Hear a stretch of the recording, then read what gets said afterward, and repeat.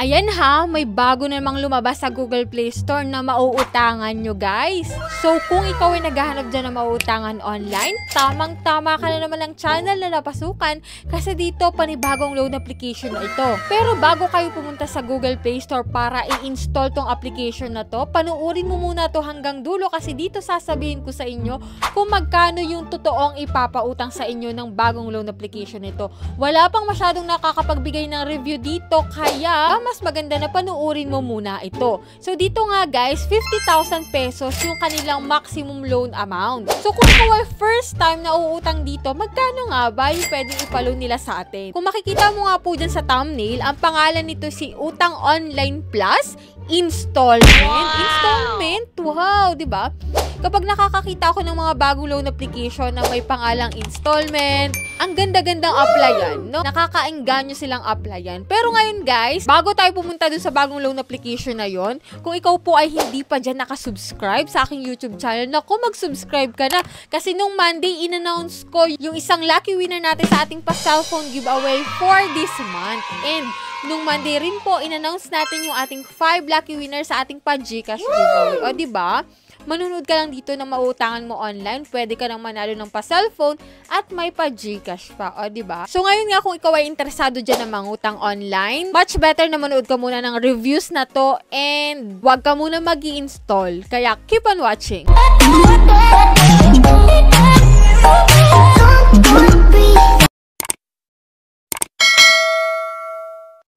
So disclaimer no, hindi po tayo agent or promoter nitong si Utang Online Plus Installment kasi dito bago pa lang natin siya a-applyan and ngayon nga i-share ko sa inyo kung anong meron sa application na to at kung magkano ba talaga yung totoong ipapaloan sa atin.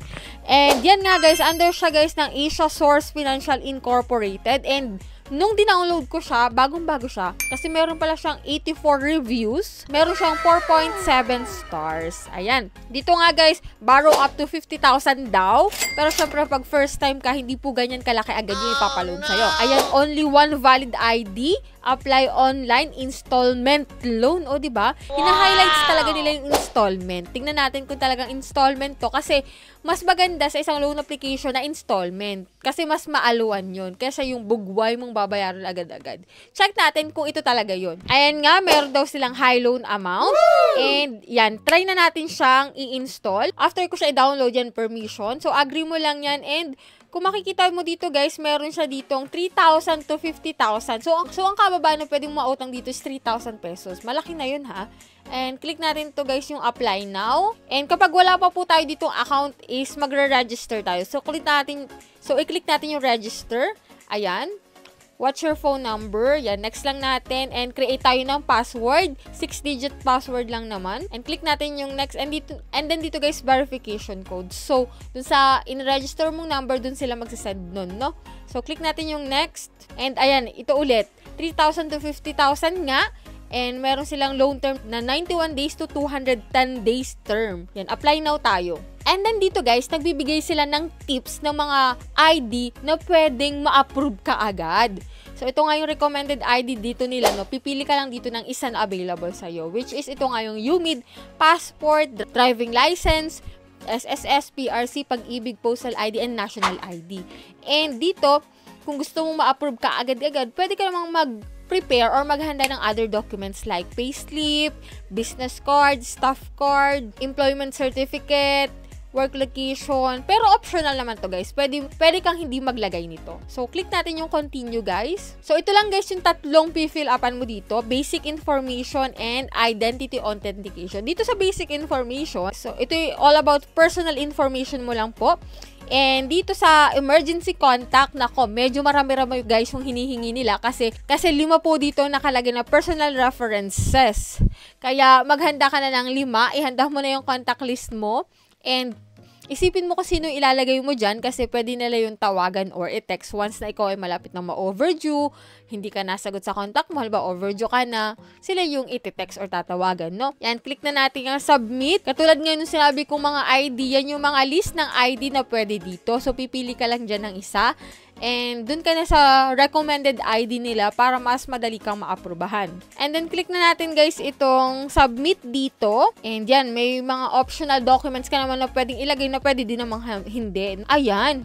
Oh no. Ayan, medyo nalungkot ako sa part na to guys, no? So, kung makikita mo nga dito, under review pa siya, which is 50% pa lang. At yun po yung nakakalungkot sa mga bagong loan application na naglalabasan ngayon, no?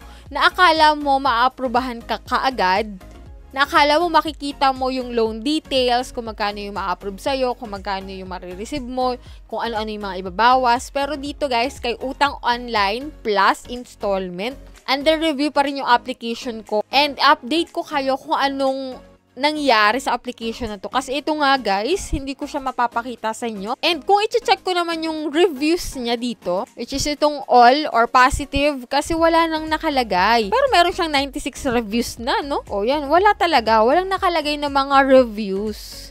Hindi ko alam kung in-erase nila to or dinelete nila to, diba?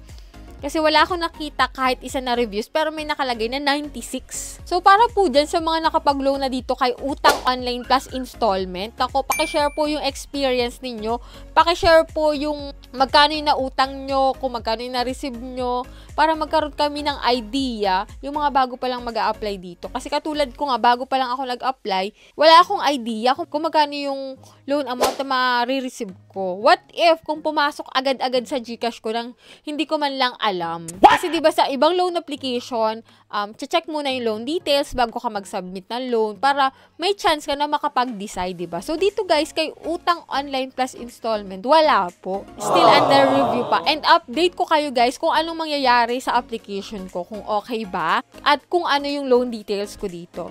So, yan lang muna yung vlog natin for today. Sa mga bago dyan sa aking YouTube channel, naku, pakiclick po yung subscribe button. I-on nyo na po yung notification bell para updated kayo sa mga bagong loan application katulad nga nito na wala pang reviews and still under review pa rin siya after mo mag-fill up ng mga information mo. Kaya on nyo na guys yung notification bell para once na may bago akong upload is ma-notify kayo. So, yan lang muna yung vlog natin for today. So, see you on my next vlog guys!